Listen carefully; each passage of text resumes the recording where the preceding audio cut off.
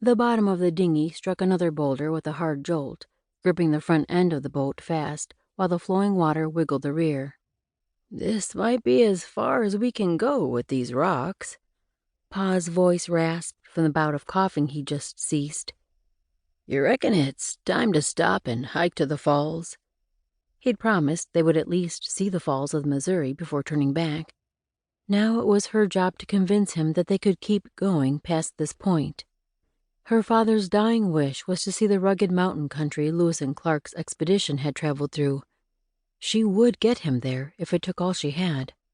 She pulled the paddle into the boat and rested it on her lap, eyeing the water flowing around the boulders ahead of them. A bend in the river concealed what lay ahead. She needed to know exactly where they were in relation to the map Pa kept tucked inside his shirt front.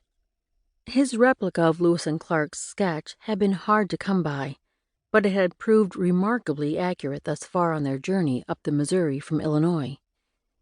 She swiped at a wad of mosquitoes hovering around her face. "How about we make land, then hike up to the first of the Great Falls?" And she could see what the terrain was like. Maybe they should leave the boat behind altogether instead of trying to carry it the 18 miles around all 5 waterfalls. If she could talk Pa into it, would they be able to make the journey on land the rest of the way? Did he have the strength to hike day after day? If only they had horses to take them on from here. In truth, she'd rather have had horses for the entire trip. Paddling and poling up the river was just about the hardest work she could have imagined. Why men ever thought a water route was easier than land was beyond her ability to fathom. Maybe if she'd been floating down a smooth river, not paddling upstream as they had these last 4 months.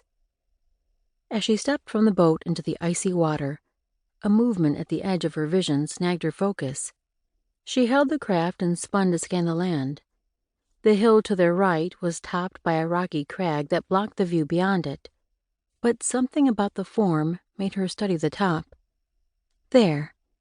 It looked like a shadow among the stone, but the longer she stared, the more the spot looked like dark hair framing the top of a face. "Is that an Indian?" Pa spoke the question at the exact moment the words planted in her own mind. He'd climbed from the boat and now stood beside her, staring at the same spot that had drawn her attention. She squinted, but the figure didn't move again. "I think it's a person, but I'm not certain, and I can't tell if he's Indian or white." Pa's vision was so finely honed after years as a gunsmith, he could usually make out details better than she could. He raised a palm for her to stay put as he stepped forward. After a half a dozen strides, he halted, then lifted a hand to wave. "Hello, we come in peace." Some of the Indians they'd met on the journey could speak broken English, but certainly not all. Would the stranger understand? Maybe he was part of the Shoshone tribe, and she and Pa could barter for horses just like Lewis and Clark had. But trade with this man would only be possible if they could converse with him. The thought made her want to step forward and take over communications from her father, just to make sure they didn't lose the man. She had to let Pa manage everything he could, though, what with his illness taking away so many of his abilities. A man had to be allowed some pride, and this was something he could do. Besides, the Indian would probably respond more quickly to a man than a woman. "Friendly white man." Pa pointed to his chest and raised his other hand high in greeting. "We would like to talk." The shadow on the ridge shifted, then eased up to reveal the face of a man.